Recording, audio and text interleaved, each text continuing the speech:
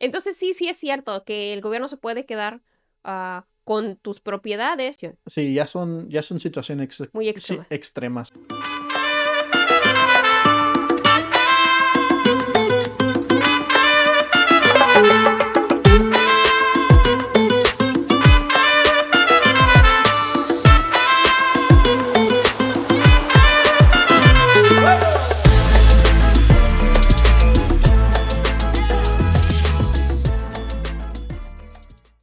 La información compartida en este podcast es solo para fines educativos y no constituye asesoría legal. Escuchar este podcast no crea una relación abogado-cliente. Cada caso es diferente y si necesita asesoría legal, debe consultar con un abogado con licencia. En este episodio tenemos a Enrique Ambriz, abogado con licencia en Texas y actualmente en las oficinas legales de Eric Cedillo PC. Enrique se graduó de UNT Dallas College of Law y cuenta con amplia experiencia en planificación patrimonial y sucesión, habiendo trabajado por más de 5 años en un despacho de probate y estate planning. Además de Texas, Enrique también está autorizado para ejercer en el estado de Oklahoma y en la Corte Federal Distrito de Norte de Texas. Bienvenido, Enrique. Gracias por estar con nosotros. Gracias por la bienvenida, es un placer estar aquí. Enrique, vamos a comenzar empezando desde el principio, como dicen. ¿Por qué no nos explicas qué significa la planificación patrimonial con palabras sencillas, por favor? Básicamente, la planificación patrimonial se refiere al establecimiento de un plan de en base a la preparación de ciertos documentos que toman efecto bajo ciertas circunstancias. Entonces, eso puede incluir la preparación de un testamento, el cual toma efecto cuando una persona fallece. ¿Correcto? También puede incluir la preparación de poderes notariales, que incluye el poder de tomar decisiones financieras. E igual también existe uno que influye para poder tomar decisiones médicas. Ok. Entonces, esos son ejemplos de diferentes documentos que se pueden preparar en el proceso de lo que se conoce como la planificación patrimonial. ¿Esos documentos son preparados solamente por abogados? Es recomendable que sean preparados por abogados. Hay instancias en las cuales las personas quienes están preparando los documentos pueden ser los mismos que quieren que esos documentos tomen efecto Ok. en su situación. Entonces, una persona común puede preparar su propio testamento, pero esas instancias pueden causar, si la persona obviamente no sabe exactamente cuáles son los requisitos para un testamento, que ciertas porciones de ese testamento o en ciertas instancias que el testamento entero sea inválido. Muchas personas tienen la mentalidad de que un testamento es solamente para personas ricas, personas que tienen muchas propiedades o cosas de valor. ¿Por qué es importante para familias, especialmente familias indocumentadas, que tengan algún tipo de plan? Sí, eso es un pensamiento común. O sea, mucha gente que yo he platicado dice, no, pues yo no tengo mucho, yo nomás tengo mi casita y mi cuenta de banco y eso es todo. Y cuando yo me muera, yo quiero que todo se le traspase a mi esposo o a mi esposa o a mis hijos y piensan que es algo así muy simple, muy fácil, O en base automático. automático, en base a que sienten ellos que no tienen mucho. Am, Eso no, no es el caso. Entonces Ajá. siempre es recomendable sea que tengas poquito dinero o bastante en tu patrimonio, que prepares algún tipo de plan, sea que involucre la preparación de un testamento o otros documentos, también comúnmente conocidos como un acuerdo fideicomisario, que se le conoce como un trust. Ujú. Y eso es recomendable en cualquier instancia, en mi opinión. Hay ciertas personas que no requieren de todo, toda la preparación involucrando un trust o el acuerdo fideicomisario y simplemente con un testamento, o a veces hasta el mismo testamento no es necesario. Pero cuando son familias indocumentadas, sí recomiendo que exista algún tipo de documento preparado porque Sí. establece qué es lo que pasará con los bienes de esa persona cuando llegue a fallecer. Ya sabes que en nuestra comunidad existe mucho el tema o el chiste o el meme, como se conoce hoy en día, de qué es lo que va a pasar con los terrenos cuando, fallezca el La abuelo, abuela, o sí. sí, y luego ese tema es muy común que se Pero eso platique. se debate en las fiestas navideñas, eso es donde En las fiestas navideñas eso ahí es donde se y aclara ese tipo de situación, no necesitamos a la corte. Sí, bueno, ya, regresando al tema serio, el preparar documentos como el testamento establece exactamente qué es lo que va a pasar para que ese tipo de situaciones no se transfieran de simplemente un pleito navideño Sí, a un proceso formal ya formal, legalmente, ¿verdad? legalmente. Sí, entonces, por eso es recomendable hasta en familias indocumentadas. Ah, y entonces, sí, en términos simples, es importante tener estos documentos, seas residente, ciudadano o no tengas ningún tipo de estatus migratorio. Okey, esa era mi siguiente pregunta, si, en el estado de Texas falleces, no tienes testamento, ¿importa que tengas o no estatus legal? No, no importa. El estado de Texas, la legislación que establece los requisitos para preparar un testamento son tajantes. O sea, es directamente establecido que no se necesita estatus migratorio. Eso no es uno de los requisitos para preparar un testamento. Entonces, cuando una persona quiere preparar un testamento y no son ciudadanos o residentes, eso no impide que preparen el testamento. Eh, en- para contestar tu pregunta así, simplemente no se requiere. No se requiere, no importa tu estatus y tampoco importa o afecta el testamento, el no testamento, si tengo propiedades con o sin estatus. Ya fallezco, no tengo testamento, tengo estatus, no importa. Tengo testamento, sí tengo estatus, no importa. Correcto, Okey. correcto. Pueden haber ocasiones ya durante el proceso de sucesión, que es cuando se presenta la aplicación ante el cuerpo judicial, o sea, la corte, para establecer quién será la persona encargada de los bienes y de Ujú. administrar los bienes. Ya en esa instancia puede tomarse en cuenta tal vez el estatus migratorio de la persona a quien está aplicando para ser nombrado en esa posición, pero no es una descalificación total en sí. Automática, okey. Y entonces ahí sí necesitas ya un abogado. Correcto. Okey. ¿Cómo, mencionas, verdad, que ahora a cierto punto sí ya necesitarías, la asistencia de un abogado para poder presentar tu caso a la corte o tu aplicación, verdad, para que sea ejecutada? ¿Qué necesita una persona para asegurarse que su testamento sea válido? El estado de Texas tiene ciertos requisitos. Entre ellos, la persona que está ejecutando el testamento tiene que ser mayor de 18 años, al menos que hayan entrado al ejército. Esa edad se puede rebajar a la edad en que entraron al ejército. Okey. Tienen que tener la capacidad mental y también requiere que el testamento se prepare voluntariamente. Entonces no puede ser ah, que una persona te esté presionando a preparar el testamento. Ujú. Y finalmente tiene que ser claro y tajante en la intención de heredar los bienes.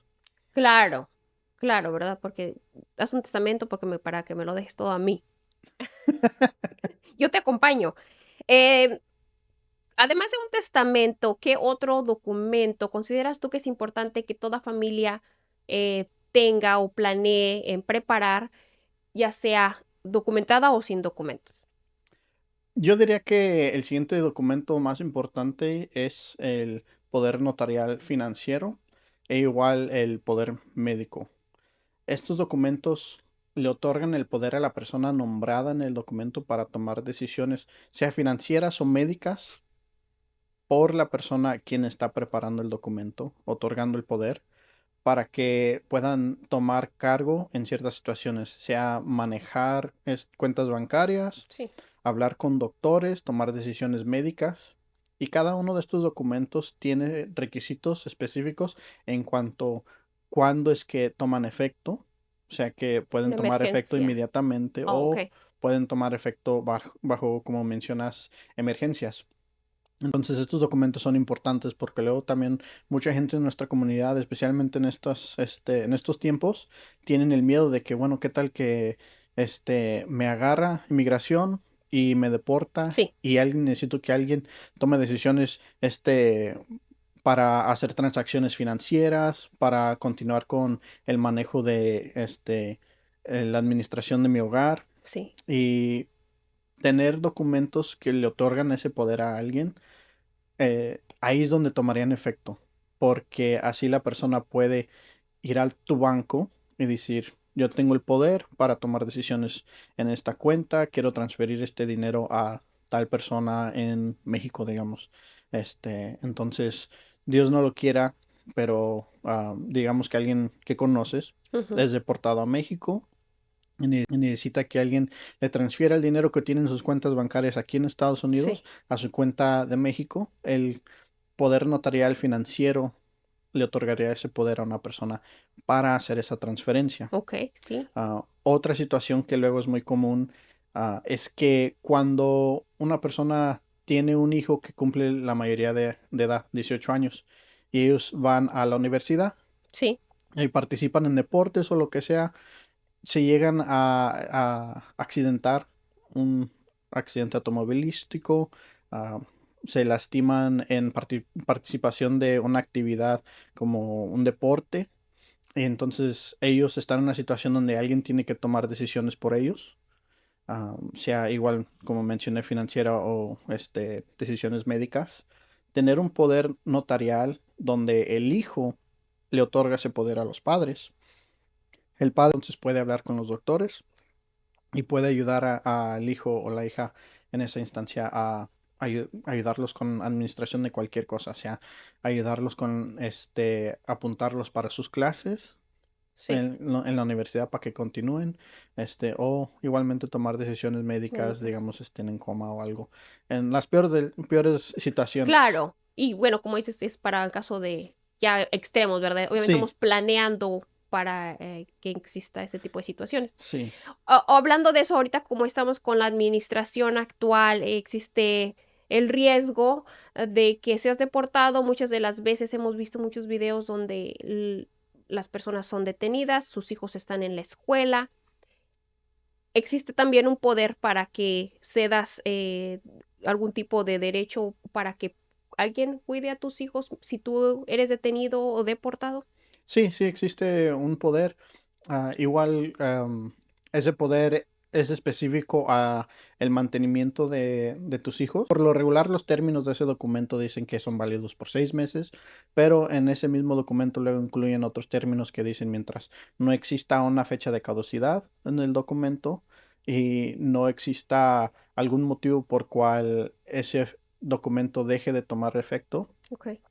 el documento continuará. Entonces, sí, hay documentos que le otorgan el poder para que alguien pueda cuidar de tus hijos mientras tú estés fuera del país. Y no le estás cediendo la custodia, es simplemente algo temporal o Correcto, hasta la fecha que tú establezcas entonces en el correcto, documento. correcto. Entonces, como dices tú, no les cede la custodia completa, solamente les otorga el poder de seguir cuidando de tus hijos. Entonces, hay protecciones para los padres en ese ser, em, para que una persona no pueda así simplemente decir yo soy ya. Ya me los voy a quedar. Sí, El episodio de hoy llega a ustedes gracias a Law Offices of Eric Cedillo PC. Manejan casos de lesiones personales, derecho familiar, inmigración, planificación patrimonial, sucesión, entre otros asuntos. Si usted o alguien necesita ayuda legal, llame al 214-740-1628. Law Offices of Eric Cedillo PC. Su derecho, su voz, su despacho legal. ¿Puede un testamento ser escrito en español y ser válido? sí. en el estado de Texas sobre qué es lo que es necesario para establecer un testamento válido. Entre estos requisitos no está el requisito que el testamento sea en inglés o en español. Es simplemente ah, mientras establezca que ah, aporta lo necesario en base a los requisitos del estado, el documento es válido. Lo que sí puede pasar es que la corte pida que también se prepare una traducción Ok. del documento al inglés y que la persona quien lo traduzca sea una persona calificada para traducir, obviamente del lenguaje original Claro.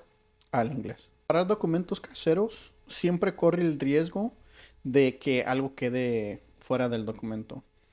En mi experiencia he conocido personas quienes llegan con un testamento, dicen mi papá dejó un testamento, mi mamá dejó un testamento y es claro que todos los bienes son transferidos a mí al momento de que ellos fallezcan. Sí. Y pero realmente ya cuando el abogado ve el testamento, se va fijando, bueno, le falta esto, le falta esto otro, le falta esto otro. Entonces eso puede básicamente causar que el testamento sea inválido completamente o que porciones del testamento sea inválido. Entonces, honestamente, si yo daría mi opinión personal, un testamento casero no es recomendable, especialmente si lo saca uno del internet. Sí. Ya un testamento que escribas a mano, el testamento tiene que ser escrito completamente a mano Ok. para que corra menos riesgo de que el testamento sea inválido. Pero aún en esa instancia se requiere que haya testigos que testifiquen en la corte Sí. para comprobar que la letra, como quien dice, de Que la den persona, validez. sí. Sí. Entonces, hay muchos riesgos de tratar de preparar documentos caseros sin tener la intervención de un abogado quien te confirme el 100% que el documento es válido y que no va a haber problemas. ¿Es caro preparar un testamento? Hay abogados que sí pueden cobrar bastante dinero, pero la mayoría de los abogados cobran un precio razonable y eso realmente es en base a las reglas éticas de lo que gobierna el trabajo de un abogado. Sí. Entonces, lo que diría yo es que te sale más barato ir con un abogado y pagar la consulta, es el que cobran por consulta, y pagar lo que ellos te cobren por sus servicios, ya que así te aseguras en primer lugar de que el documento sea válido al 100%. Sí. Si tú preparas tu testamento casero y existen problemas, o si no preparas un testamento y estás en el proceso de sucesión, que es ya cuando le estás pidiendo a la corte que te dé el derecho de administrar los bienes El del probate, que le difunto, llama sí, el en inglés. probate, ahí te puede ya empezar a salir caro si es que el testamento o no existe o no es válido. El motivo por cual te puede salir caro es porque en esos casos lo primero que va a hacer la corte es decir, primero se tiene que nombrar un abogado usando un término de latín, un abogado ad litem. Este abogado no representa ni la corte, ni representa a la persona quien está aplicando para ser nombrado el administrador o el albacea del testamento. El rol de este abogado es ver por los bienes de cualquier heredero que pueda existir, conozcan o no lo conozcan. Entonces ellos Ok. tienen que hacer una investigación de quiénes son todos los posibles herederos de la persona difunta. Wow, ok. Este abogado va, no va a trabajar gratis, ellos van a cobrar por su trabajo.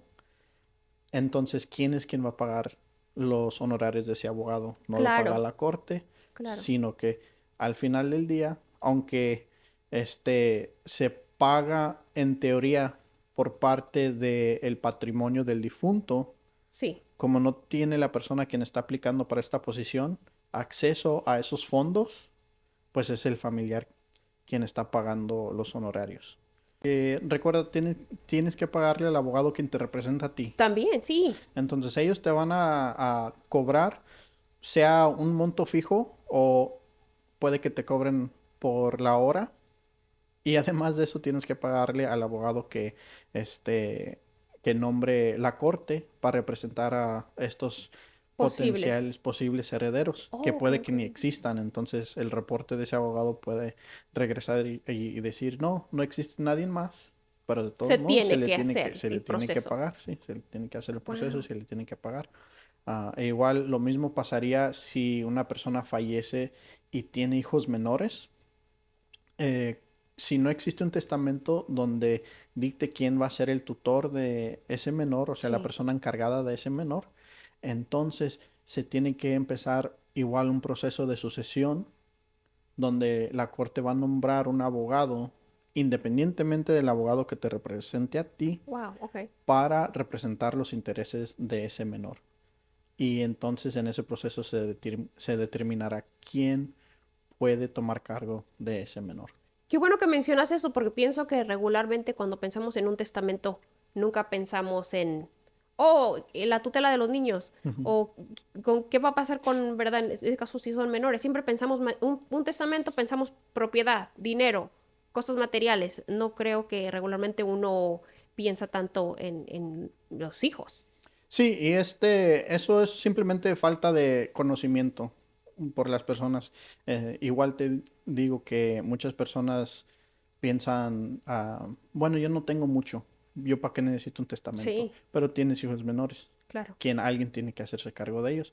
Igual, como mencioné anteriormente, no es un proceso automático, al menos que el otro padre todavía sobreviva. Entonces, pero si llega a existir la situación, y como un ejemplo, si una pareja llega a estar en un accidente automovilístico Correcto. y los dos padres fallecen, entonces la corte tiene que nombrar a alguien para tomar la tutoría de los hijos. No es algo automático, no puede ser que simplemente llegue un tío o una tía y diga, bueno, yo me voy a hacer Me cargo de los voy los a quedar niños. yo. Sí, Y es importante eso que mencionas regularmente. Otra vez, pensamos un testamento, pensamos material. Oye, ¿tienes un testamento? Yo pienso que si la mayoría de las personas les preguntas, y si son menores, digamos, de 40 ujú. van a decir, no, yo para qué quiero eso, yo todavía soy muy joven, me faltan muchos años. Pero lamentablemente existen accidentes, existen situaciones inesperadas y no pensamos eso porque creemos que eso es para gente ya mayor. Sí, sí, sí, tocas un tema importante, el cual, sí, mucha gente tiene ese miedo, el temor de, dicen, no, yo no quiero preparar un testamento porque siento como que estoy invitando a que algo me pase. Sí, ajá, sí. Y he conocido personas que me dicen eso. Es que siento que me estoy, como dicen, me estoy echando la sal. Echando la sal, Sí. sí. Igual, no es de llegar a cierta edad y luego empezar a pensar sobre esas situaciones. Igual como dicen en México donde somos, más o menos si te toca, aunque te quites. Entonces, Y si no, uno, sí, aunque te pongas. entonces uno nunca sabe. Uno nunca sabe, el siguiente día no es Y por eso se garantizado. llama planeación, ¿verdad? Porque Correcto. es, o sea, no estamos diciendo que va a suceder mañana, es una cosa en caso de, En caso está de, preparado. sí. Tengan su testamento, tengan sus poderes necesarios si aplica, si tienes un hijo, según tu estatus migratorio, tómenlo en consideración, yo creo. Muchas personas llegan aquí, no tienen estatus, trabajan súper fuerte. Nuestra comunidad es una de las comunidades que son más trabajadoras y logran tener una propiedad, tienen una casa, pero a veces no tienen familia aquí. A veces son personas que nada más ellos deciden comprar su casita o a la hora de heredar. ¿Puedo heredar a alguien que está fuera de Estados Unidos? Sí, sí, sí, no hay requisito tampoco de que la persona tiene que ser, igual no tiene que ser ni residente, ni ciudadano, ni tienen que estar viviendo en los Estados Ok, Unidos para heredar. ok. ¿Qué pasa con los hijos menores si uno de los padres fallece y no hay un plan de tutela? En esa instancia sí sería una instancia más, automática. Y el motivo por cual eso pasa es porque los padres ya automáticamente tienen el poder de hacerse cargo de sus propios hijos. Correcto. Entonces, por lo regular, cuando una persona fallece y su esposo o esposa, o aunque estén divorciados, el otro padre del menor sigue con vida, ese padre entonces se queda con los mismos poderes que tendría si el otro padre seguiría vivo. Entonces, ¿qué significa esto en términos básicos? Que en esa instancia no se requiere que se presente ningún tipo de testamento ni ningún documento formal para la tutoría de esos menores de edad, al menos que existan ciertas circunstancias extrañas. Tal vez ya existan órdenes por la corte estableciendo ciertos derechos patrimoniales, ah, digo, ciertos derechos de un padre ah, sobre los hijos, sea órdenes de custodia en casos de divorcio. Entonces, en esa instancia sí tal vez se requiera algo, pero recomendaría, si existe algo así, que obviamente hablen con un abogado sobre qué es el proceso que se debe de tomar. ¿Qué es la diferencia entre la planeación y ya lo que es la sucesión? ¿Nos puedes explicar un poquito qué es la diferencia entre el uno y el otro? Sí, la planificación es básicamente con los documentos. Hasta ahí es ese punto. Se prepara el testamento, se prepara poderes notariales, se prepara tal vez un trust, ah, pero ya el proceso de sucesión, el probate, relevancia ya cuando la persona fallece, sea que tenga testamento o no. El proceso de sucesión simplemente se hace referencia al proceso ante la corte. Entonces, si una persona fallece teniendo un testamento y el testamento se presenta ante la corte, ese es el proceso de sucesión. Si una persona fallece sin testamento y presenta una aplicación para ser nombrado alguien como administrador del patrimonio, igual ese es el proceso de sucesión. No más que el proceso es diferente en esas circunstancias. ¿Quién puede ser nombrado albacea o representante o administrador en un testamento? ¿Quién? Que no tenga alguna convicción de un crimen de felonía. Ok. Cualquier persona que no sea nombrada incapacitada o descapacitada por una corte.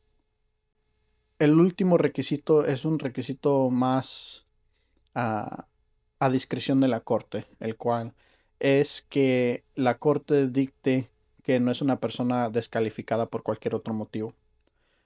Esa instancia es más o menos el tema que tocamos anteriormente de que si una persona tal vez sea indocumentada, no quiere decir que automáticamente esté descalificada, Descalificado. Ujú. pero sí es algo que se puede tomar en cuenta. Entonces, Ok. una corte puede tal vez determinar que alguien que esté indocumentado o tal vez viva fuera del país no sea la persona adecuada para ser nombrado como, como el albacea del Ok. testamento o el administrador del patrimonio. Entonces, ok. Más o menos como cuánto puede durar el proceso de sucesión y qué cosas puede hacer que se retrase. El proceso de sucesión, si es con un testamento válido, sin ningún tipo de percance, puede durar entre tal vez unos 4 a 5 meses. Ya si existen algunas situaciones que retrasen eso, sea que, como mencionamos, el documento tenga algunos términos que no sean válidos. Ok. En mi experiencia personal, he existido casos que yo he trabajado donde los herederos del testamento son los testigos del mismo testamento. Ok.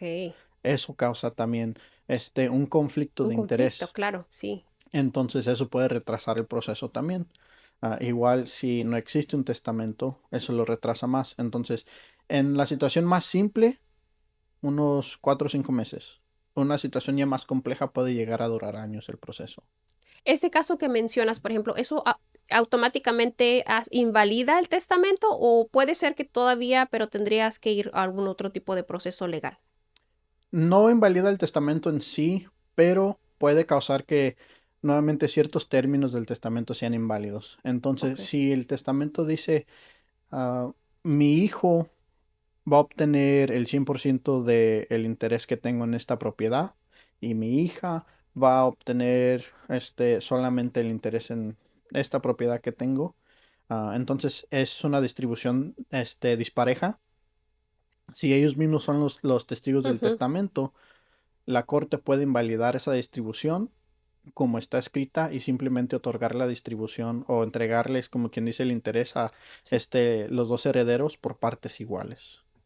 ¿A discreción de la corte o hay como reglas Hay reglas establecidas? establecidas. Ok, Entonces, eso también llega a ser influenciado por si la persona, el difunto, fue casado o ok. estuvo casado en el momento que falleció, si sus hijos que son herederos son hijos del esposo o esposa, el cónyuge, ah, o si son hijos de una relación Previa. previa, sí. Ok. Entonces, ¿Cómo puedo yo tomar, qué pasos necesito yo tomar como heredera para tener acceso a esa herencia?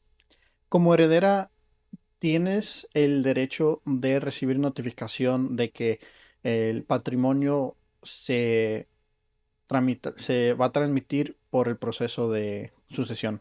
Entonces, la persona quien está buscando ser nombrada como el albacea del testamento o el administrador de el patrimonio, por ley, su abogado tiene que mandar ciertas notificaciones a todo heredero.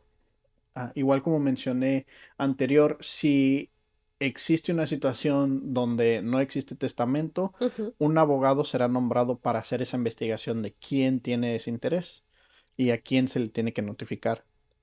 Si el testamento en sí dice, estos son mis herederos, entonces el abogado quien le está ayudando a la persona quien busca ser albacea, Ujú. ellos tienen el deber de mandar la notificación a ese heredero en Aunque estén Texas. fuera del, Sí, del aunque país. estén fuera Ok. del país, tienen que cumplir con ciertos requisitos. No es de que, bueno, este es el único número de teléfono que yo tenía, de Mía, y yo estoy, presentando el testamento. Le marqué a Mía o le mandé Y un ya ni vive texto aquí. y nunca me contestó. Ok. Entonces, eso no es suficiente como para establecer que realmente te llegó la notificación Ok, sí. de... Enrique, muchas de las familias, especialmente familias indocumentadas, tienen miedo de cuando escuchan la palabra corte o abogado. ¿Existe algún tipo de protección para familias sin documentos? Sí, la protección en base a consultar con un abogado son las reglas éticas que gobiernan las acciones de un abogado. Un abogado quien hable contigo mientras te represente a ti, siempre tiene el derecho de protegerte de cierta manera.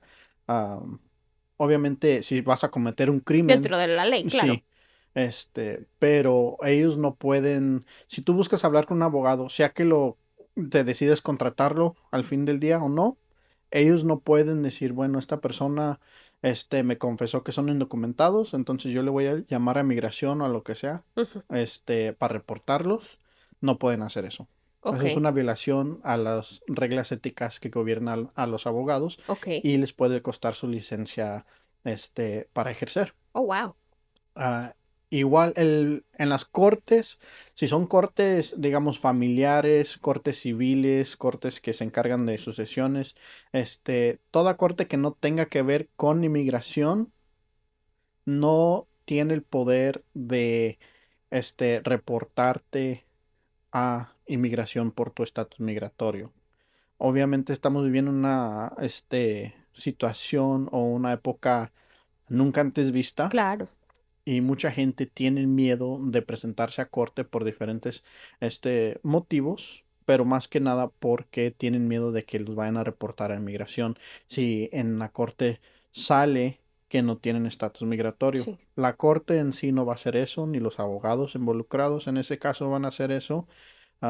Pero obviamente, como menciono, estamos viviendo una situación muy extraña en la que a veces hay agentes o oficiales de migración presentes donde quiera. Entonces, Ujú. antes, en diferentes épocas, no se les permitía a agentes de migración Sí. arrestar o detener a personas en una corte familiar o en una corte de sucesión, o una corte civil, simplemente ah, para ponerlos en un proceso de deportación si es que no tienen documentos. Y los jueces no permitían la presencia de esos agentes. Agentes. Pero pues hoy en día la situación está diferente, es una situación diferente y compleja que no permite eso, pero aún así muchos agentes se pueden encontrar donde sea. Ellos no pueden entrar a la corte y detenerte dentro de la corte, Ujú. pero te pueden esperar afuera, ah, porque ya eso es un lugar público.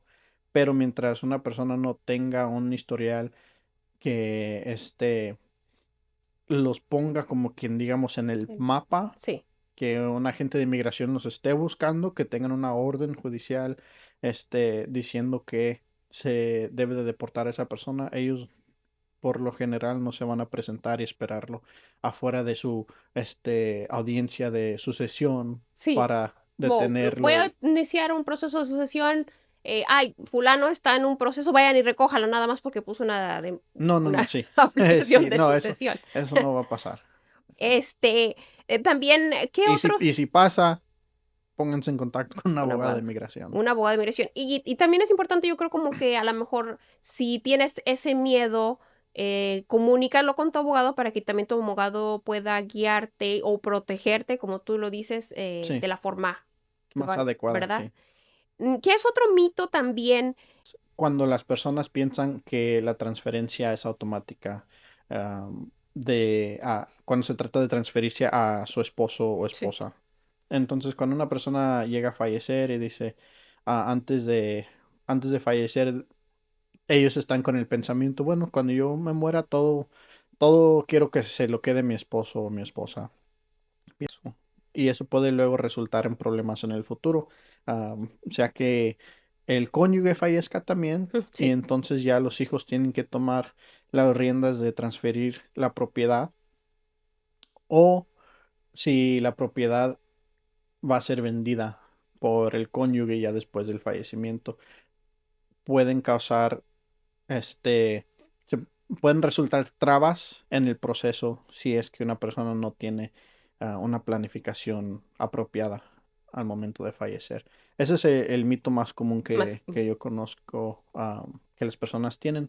El segundo mito que conozco es que las personas piensan que si no tienen un testamento, el gobierno se queda con todo. Sí, ajá, sí, también he escuchado eso. Sí, tampoco es cierto. Como mencioné anteriormente, si fallece uno sin testamento, entonces hay ciertas reglas sobre cómo es que se va a distribuir el patrimonio y las herencias a las personas involucradas.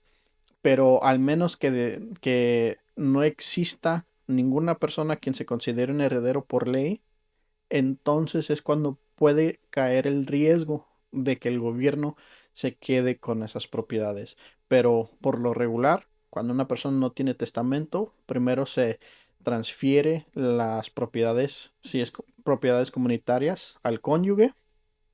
Después el cónyuge puede que se transfiera a los hijos, si es que el cónyuge ya está fallecido. Si no existen hijos, entonces a los padres del difunto y los hermanos o hermanas. Y así básicamente sigue la línea de sucesión mientras Y eso existan ya está familiares. establecido. Eso ya está establecido. Si una persona fallece y tiene propiedades por separado a su cónyuge, o sea, Sí, no propiedades en conjunto, sea al esposo o a los hijos, sí, ok. ah, y igual cuando son familias mixtas, que existen hijos de relaciones previas, Sí. hay reglas establecidas de quién va a heredar qué, pero todo depende de la instancia en la que se encuentre uno. Entonces, Pero mejor hagan su testamento. mejor siempre, siempre. Sí, Entonces sí, sí es cierto que el gobierno se puede quedar con tus propiedades, pero una vez que se haya revisado que definitivamente no hay un posible heredero Sí, sí, o, sí. no sé, otro tipo de situación Sí, ya son situaciones muy sí, extrema. extremas Ok, donde una persona pues ya es una persona solitaria, sus padres fallecieron, nunca tuvieron hijos, nunca se casaron o no tienen este ningún otro heredero, sea hermanos, hermanas, primos, primas, tíos. Pues sí, alguien que de veras esté solo. muy bien. Enrique, y ya para culminar la entrevista, si hay una cosa que tú pudieras recomendar a las personas que nos están escuchando hoy. En la planificación en sí Sí, sería establecer que todas tus cuentas bancarias tengan un heredero nombrado con lo que se conoce como el derecho de sobrevivencia. derecho de sobrevivencia. Sí. Y que esa persona que sea nombrada sea mayor de edad. Para eso también necesitas un abogado, o es algo que tú nada más vas al banco. Eso es algo que puedes hacer en el Oh, banco, wow, ok. directamente. Y eso aplica a tus cuentas bancarias, aplica a tus, demás cuentas financieras, sea cuentas de retiro, cuentas de, aseguranzas, que esté alguien nombrado como el heredero con derecho de sobrevivencia. Entonces, esas instituciones, si llegas a fallecer o cuando llegues a fallecer, hacen el pago de lo que contiene esa cuenta directamente a la persona, sin necesitar de un testamento en esa instancia. Ok, en esas situaciones ya no sería necesario en sí un testamento, ya que está Correcto, previamente establecido. correcto. Muchas gracias, Enrique. Si alguna persona necesita más información o quiere ponerse en contacto contigo, ¿cómo te pueden encontrar? En contacto conmigo, pueden llamar a las oficinas del abogado Eric Cedillo. Estamos localizados en Dallas, Texas, en 1725 Greenville Avenue.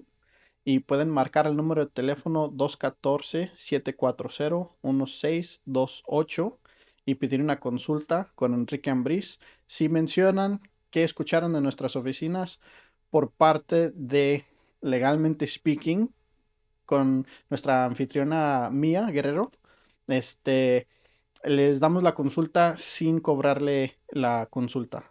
¡Bravo! No se les olvide mencionar que lo escucharon aquí en este podcast de Legalmente Speaking con Mía para que nos den la consulta gratis.